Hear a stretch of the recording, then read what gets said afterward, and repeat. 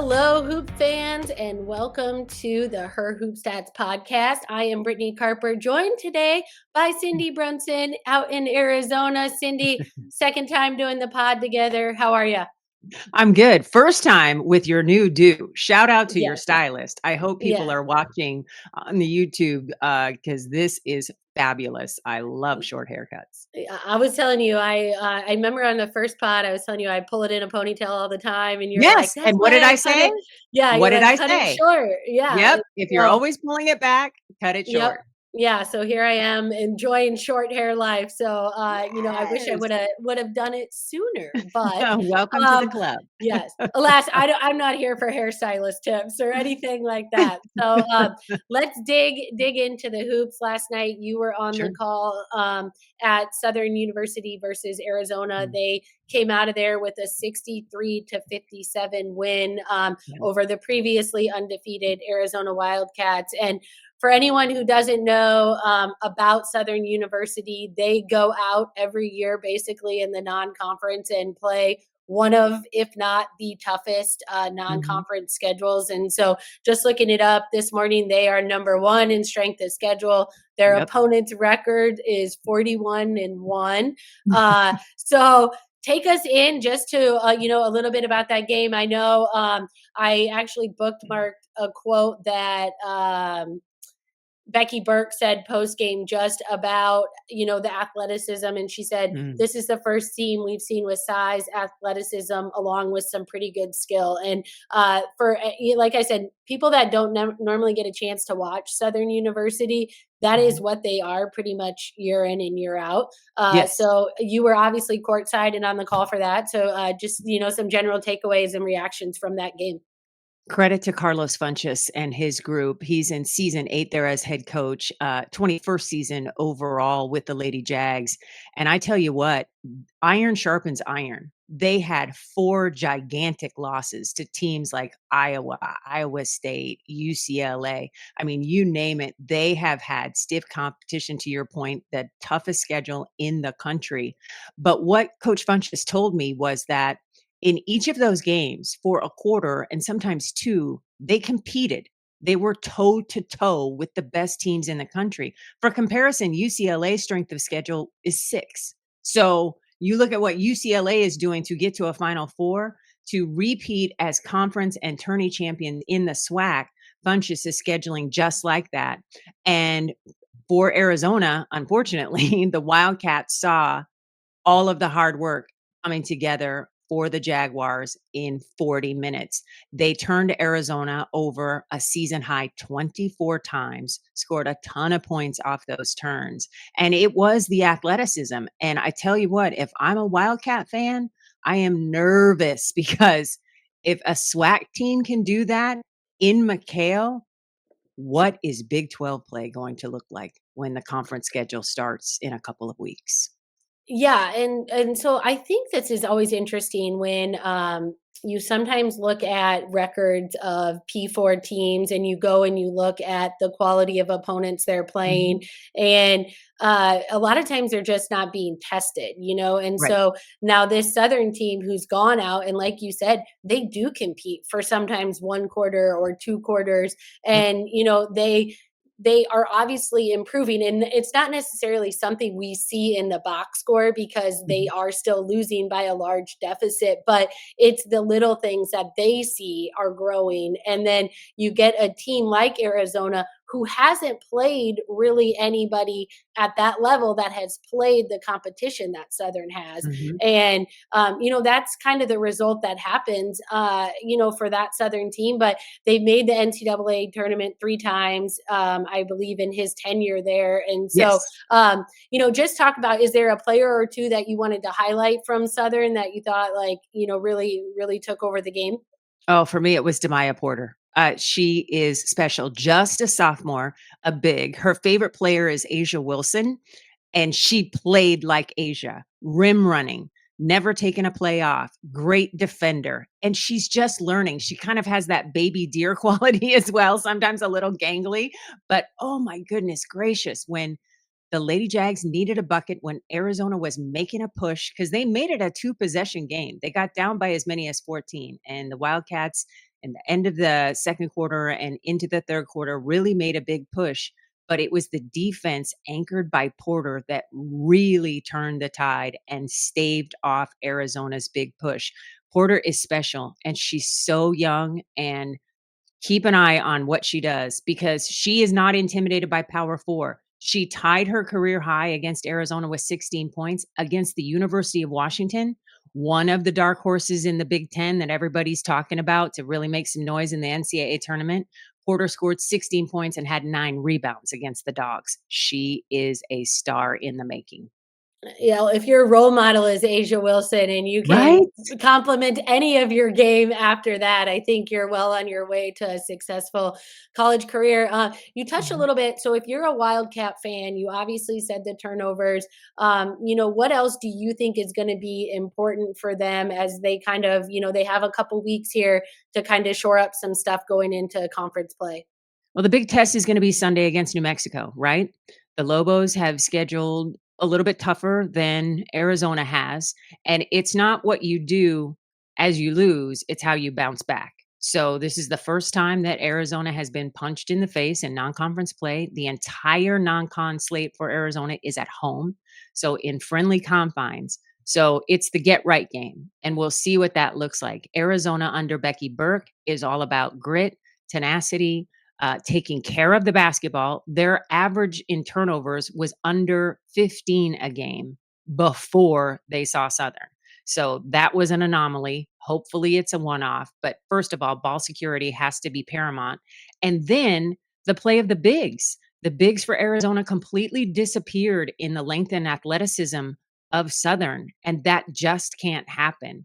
Um, Nora Francois, Denia Trammell, they have to contribute double figure points between the two, and hopefully more than that, if Arizona has going to have success. So that's definitely something to keep an eye on. And again, Arizona fans can't panic too much. This is just year one of a total rebuild. Arizona has 12 new players on the roster, an entire new coaching staff, and Becky knows what she's doing. She has, to this juncture, before Southern, had pressed all the right buttons in non conference play. So it'll be interesting to see what the bounce back looks like.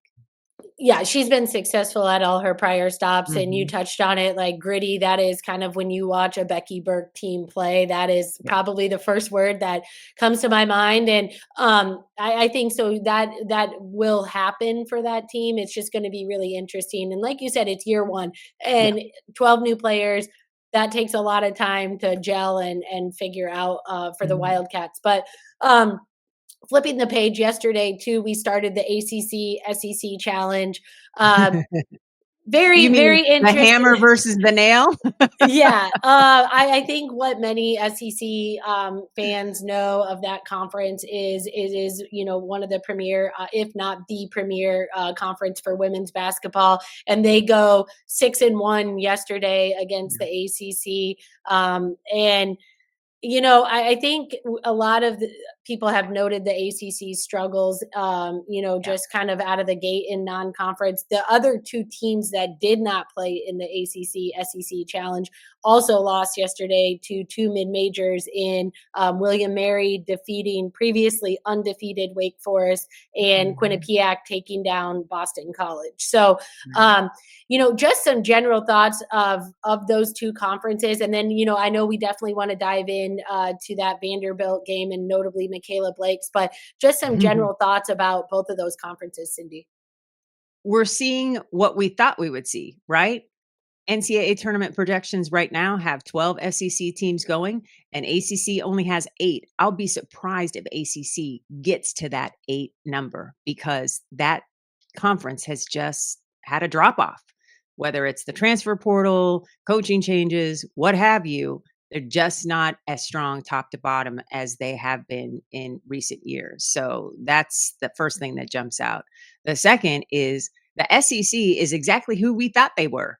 And this time, the components that are recently folded in Texas, Oklahoma, much stronger than I think anybody anticipated. And that comes from tough non conference scheduling as well.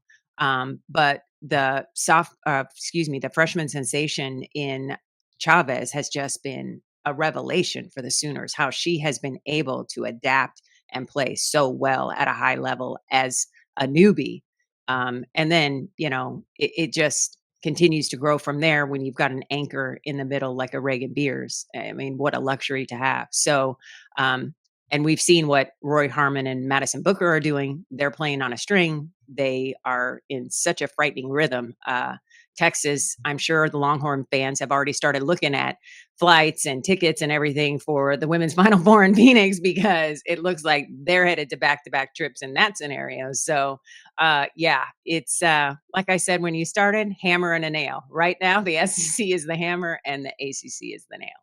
Yeah, and you touched on Aaliyah Chavez. She put up 33 points last night in their Mhm. overtime victory against NC State. And what was really interesting is a lot of times down the stretch in that game, it was her that the Sooners were going to. And you Yeah. mentioned like a Reagan Beers and a Peyton Verhulst. But, what I thought was really interesting about her game last night is she was only 3 of 11 from the 3-point line, but Yep. still managed to shoot 13 and 26 from the field and put up 33 points. So if you're an Oklahoma Sooner fan, you are just excited about what you are seeing in her growth in this Mhm. early stages of a freshman campaign that was already really hyped. Yeah. That to me is just so exciting for that team. On the other side of the NC State, I think they're a team that is obviously so reliant on their guard play. Camille Pierre, Mhm. I think, has been that kind of steady presence in the 4 spot for them. But what Mhm. do you think?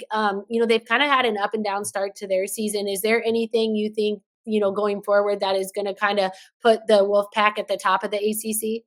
I look at Duke and NC State with the same kind of lens, and that is please work on offense in practice. We know you can defend. You've got that down. That part is sorted. Please just drill on offense so that everybody is comfortable with their responsibilities.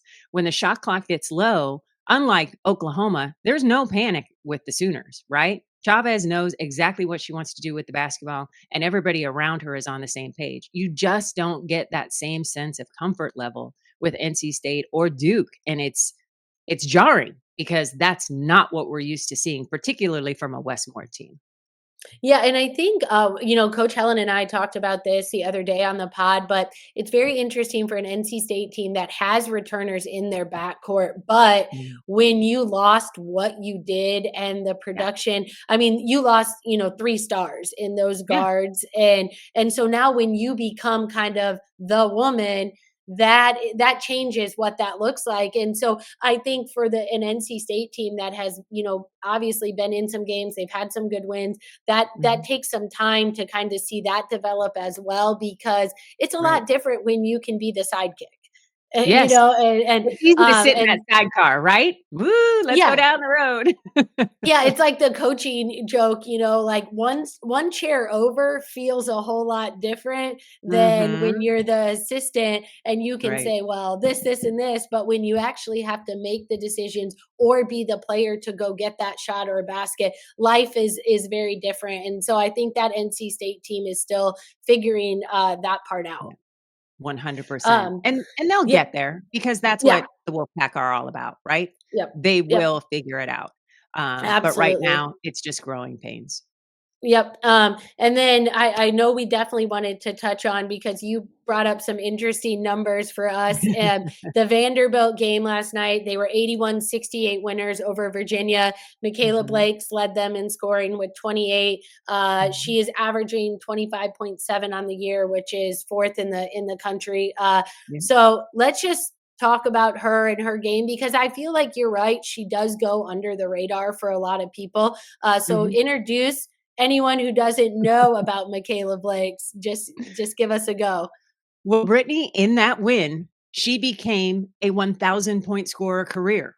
She is just a few games into her sophomore season. So, you know me, I went Yeah. right to the old Webosphere and said, what kind of pace was Caitlin Clark on as the all-time Division 1 leading scorer in women's basketball history?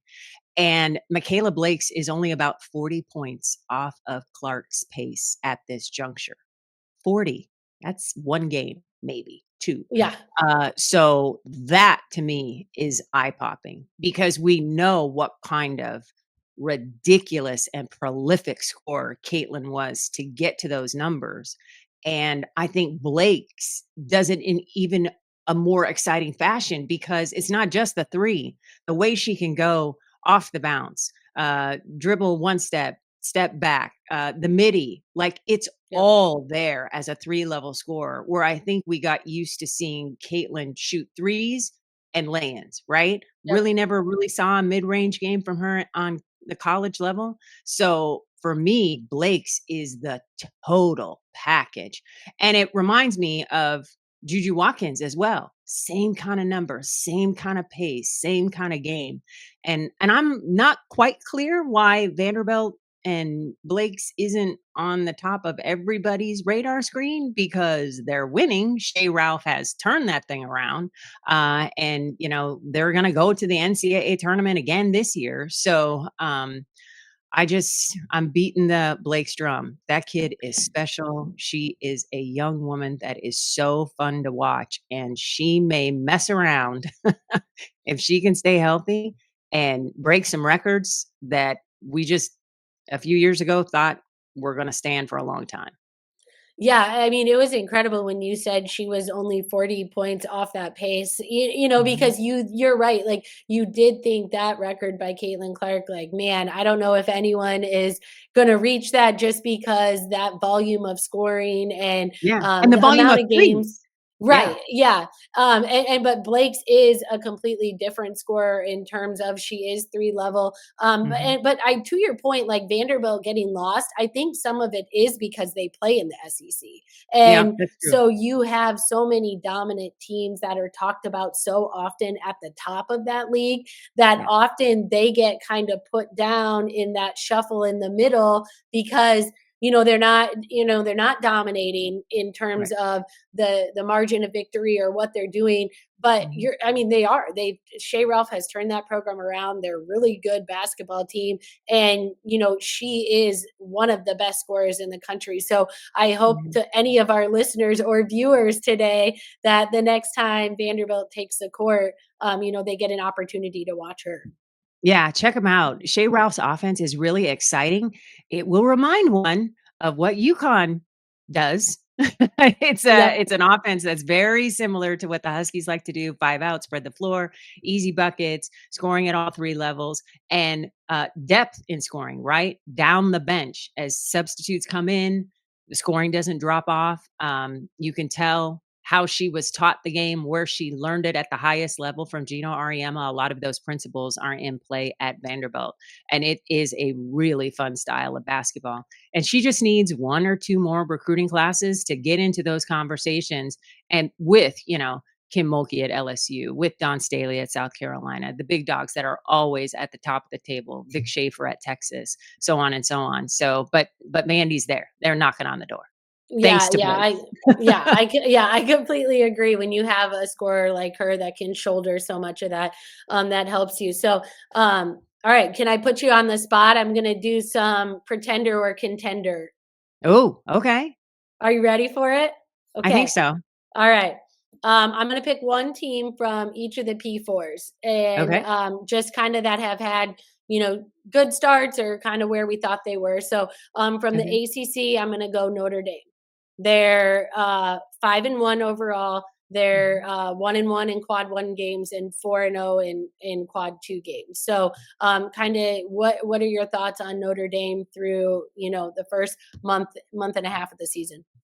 Uh, Contender Okay. because of Anna Hidalgo.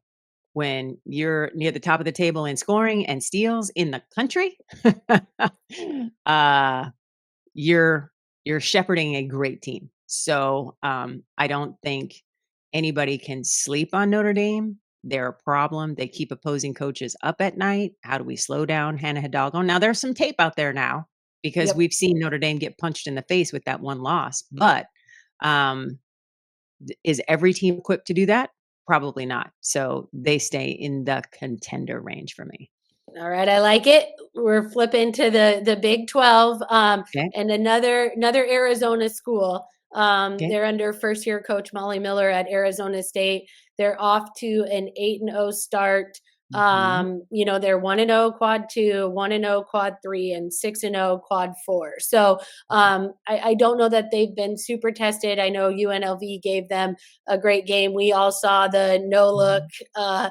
bank in buzzer beater, Hail which Mary 3, Merry Christmas yeah, early three-point yeah. basket. You don't see many of those in the game, but No. obviously calling some Arizona, you're very familiar with the league. What are Mhm. your thoughts on Arizona State? I cannot wait to see how the Sun Devils perform in conference play. For me, I can't make a complete Yep, decision until I see good on good, right? yep, Right now, they look really good, and they are buying into what Molly Miller is selling, and I think that's the hugest piece of any first-year coach, right? The buy-in, the culture change, all of that, and that is definitely I'm like 15 minutes from Tempe where I live, and you can feel it, like, they're making the local newscasts, which I can't remember yep. that happening since Charlie Turner Thorne was coaching there. So it's like, okay, people are talking about this program. She's, building some momentum. And I also think that more eyeballs are tuning in because Arizona State is a sponsor for the women's Final Four in Phoenix in first weekend in April. So there's always that constant tie in and chatter. And I just think it's just providing confidence for the players that may be playing over their skis a little bit, and again, the rubber will meet the road in Big 12 play, but for right now, I have to say they're a contender. I don't care who you're playing. Winning 8 games in a row is hard, and Yep. they're doing it, and it looks pretty easy. All right. SEC, I picked Kentucky. Okay. They're 1-1 quad one, 1-0 quad two, 2-0 in quad three, and then they're 5-0 in quad four. So 9-1 overall in a deep SEC conference. Mhm. What do you think of the Wildcats? Contender, Kenny Brooks. Period. Full stop. He knows what this is supposed to look like. He will get his Wildcats there. I am completely confident of that, and I feel like he really trusts his PG1 now, and it's hard when you've had Georgia Amore forever, right? Like, Right. to not have that, but I see good things for the Wildcats. I think they are a contender. Yeah, I completely agree. I love that roster makeup. And I think they're a Mhm. team too that's not talked about enough in No. terms of, I think, what they can do this season. And Mhm. so obviously, Kenny Brooks is an incredible coach and he Yep. knows what he's doing. And so that I think is a storyline to follow. The last one, which you already said, and I had already picked this team, prior kind of this season out of the Okay. Big Ten is Washington. Um, Woo!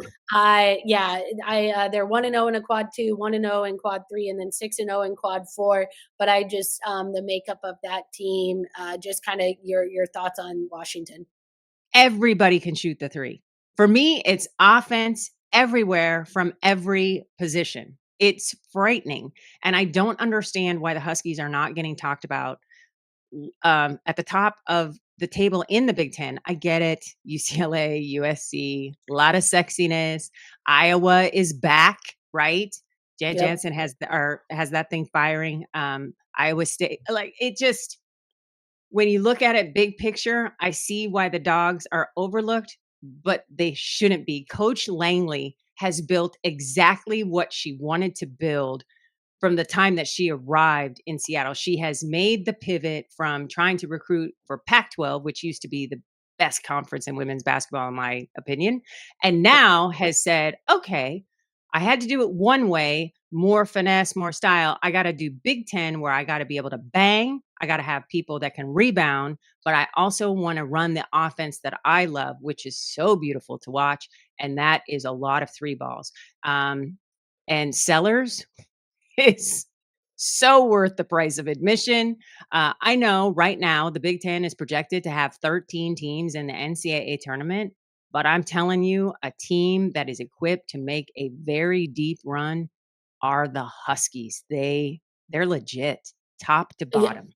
Well, and they're one of the most efficient offenses in the country, and I Right? think, there's just something about being able to score the basketball night in and night out that, will carry you, and I know a lot of people wanna preach on defense, but if the Mhm. ball doesn't go through the basket, it is really, really hard to ask your team to get stop after stop after stop, and Right. that Washington Husky team, they're really good on the offensive end of the court. And when the ball goes through the basket, what can they do? Set up their zone, set up Yep. their, matchup zone, full court press. Whatever they want to do defensively happens because that ball falls through the basket at a very efficient rate.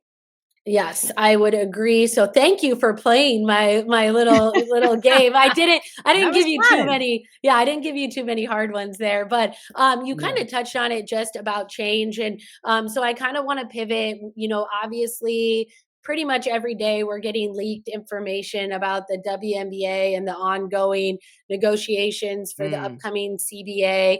And I think kind of the last bit of news this week that will push the buttons of a lot of women's college basketball fans was the mhm. possibility of starting training camp in mid-March. And Ugh. so I just want, your thoughts on what obviously that impacts not only the college game, but the professional leagues that have been established for many of these players in the off season. But Mhm. I know as big college supporters and what we've seen in the growth of the game. Just talk about what the detriment you think that would be to kind of the momentum and where the game is right now. If that's really what the WNBA wants to do, it would just simply be ruinous. Right now, the NCAA on the women's side and the WNBA have been in lockstep. They have built this incredible momentum together. And Gino Ariema has spoken on this several times. I've asked him point blank, and I agree wholeheartedly that if the WNBA takes a carnivorous stance to NCAA women's basketball, everybody loses. No, Yep. because you cannot make a fan who we have done the polling, we've seen the metrics. They are fans of both. There's only so many hours in a day and so many eyeballs that can pay attention to one. And if it becomes one or the other, guess who's going to lose? The WNBA. I'm sorry. At this juncture, just based on the ratings and the propulsion of what we have seen from the women's NCAA tournament over the last several years in particular, everybody loves the March Madness. You don't want to encroach upon that. It's why Athletes Unlimited starts at the beginning of February and ends before conference tournaments begin. They don't want to be in that space to share eyeballs. And it's smart. Same with Unrivaled. They end before conference tournaments start on a collegiate level. And ultimately, at the end of the day, we want to see where these collegiate players are going to get drafted. How can you start training camps when you don't know what you could have the potential to get coming out of college? Because then what are we going to do? Are we going to have players go, well, I really want to be in the WNBA. I'm Olivia Miles. I'm eligible now. See you later, TCU. Good luck on your Final Four run. I got to Yep. go to camp. Like, that's a nightmare. Yep. There's just no way.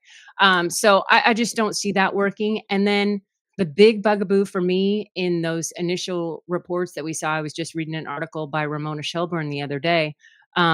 We're still at 15% for revenue share. 1 5? No, no, that is that's so insulting. It's got to be a number that starts with a 4, in my opinion. Yeah. I know the players want 50%. I just don't think they're going to get there. But if they can do something in the 40s or even the high 30s, that is markedly improved over what they have now. And I think it sets up the next CBA to make the gigantic jump to get to the 50% that they want. But those 2 points in particular for me, it was just a hard no, hard pass. You just cannot mess up the momentum that we get from women's basketball on the collegiate level to try to build the WNBA. And I don't think the WNBA season needs to be any longer. In fact, I would go back from 44 games to 40. I thought 40 was a really nice number. It had enough time for rest and recovery for the players. This 44 game deal was a nightmare. So Yeah. many of our top tier players in the W were hurt on the injured list, unavailable. I mean, geez, Nafisa Collier missed a quarter of the season for Pete's sake. And I would argue that was because there wasn't enough rest and recovery. I think what makes the WNBA special is the 40 game schedule. It's appointment viewing because every game matters. And if you add more games and expect more of fans, I just don't know that it stays that must-see TV when you're competing against summertime weather and outdoor activities and all the things that could take a fan away. Yep. I think the way it was set up for the last season, not 25, but Yep. 24, I really liked 2024, how it was mapped out. It finished in plenty of time. It started on just and that was wrapping around, the Olympics as well. So it's like we gotta. This is something we have to get right because if player safety isn't a priority, and for me that's what it boils down to with rest and recovery, then they're just doing it wrong, and they're not serving themselves, and they're not serving the fans. Yeah, and I think to the point of the player safety is if you were to push training camp to say mid-March, you're Mhm. asking it's already taxing for college players. I think to Yes. go immediately into a professional season where for people that aren't familiar, most college players start really their season in June. Mhm. So you are now and in that time frame, you maybe have at max 3 weeks total off until for many of those players, the end of March into early April that are gonna go play in the professional level in the W. And so to ask that to have absolutely no break and then, Yeah. oh, just, I think there's just so many unrealistic things. And I for the sake of the game, the college game, who at this point it has grown so much and the stars that are now becoming stars in the W are Mhm. people that have fallen in love at the college level. And so Yes. if I mean that's where the large majority of the following is coming from. And so Mhm. it's like if you were to take that away, you're right. Like you're asking viewers to then decide. And I think the college game is the choice. And so Yes. I really hope that there's some discussions that is not going to happen. And then to your second point, as people say, the math ain't mathin' for a lot of the numbers. And so I think that is a point the players have been pretty staunch on. It'll be interesting to see if that can get negotiated. It just seems like the more information that's leaked, the further Mhm. we're getting Yeah. from any kind of agreement. And, I don't know the ins and outs of negotiations. I don't know how that all works, but it just doesn't seem like we're really pushing towards any kind of progress on those fronts because what we hear from the owner side of things just doesn't seem to even be where the players are even asking. Mhm. And I think this is what I see from the, Kathy Engelbert ownership side on this is that they think what has been achieved is unbreakable. They're acting as if there can be no regression. If they don't get this right and they Yep. decide to compete against women's college basketball, the W will lose. I'm Yep. sorry. They're just the NCAA tournament and March Madness, we finally got the March Madness language usage rights, just a few Yep. years ago. It is a huge deal. And to dampen the spirit of that, Ari McDonald was the third pick overall in the first round in 2021 because of the NCAA tournament. People Yep. saw her game shine. And Yep. to have anything encroach upon the magic that happens in the tournament to say, oh, well, the WNBA is more important. No, they are both elevated because they complement each other beautifully now. And to disrupt that ecosystem, ruinous, absolutely ruinous. You couldn't have said it better, Cindy. I think that it was, just a perfect way to put a bow on our little podcast today. If you're not already, make sure you're following us at Her Hoop Stats on pretty much any social media platform. You can listen to us, Apple Podcasts, Spotify. wherever you choose to kind of plug that in and listen to us through your ears. We are also available to watch on YouTube. So make sure you're checking us out daily. Just incredible content that's being put out at Her Hoop Stats, whether it's the podcast, Mhm. the newsletters. You're a kind of a one-stop shop for any kind of stat or number you're looking for Yeah. on the game. So there's incredible games coming up, Big Ten openers this weekend. So I know everybody will kind of be looking forward to that. We have top 25 matchups happening tonight. So make Mhm. sure you're staying on top of all the action on the women's game. For myself and Cindy, we hope you guys have a great rest of your Thursday.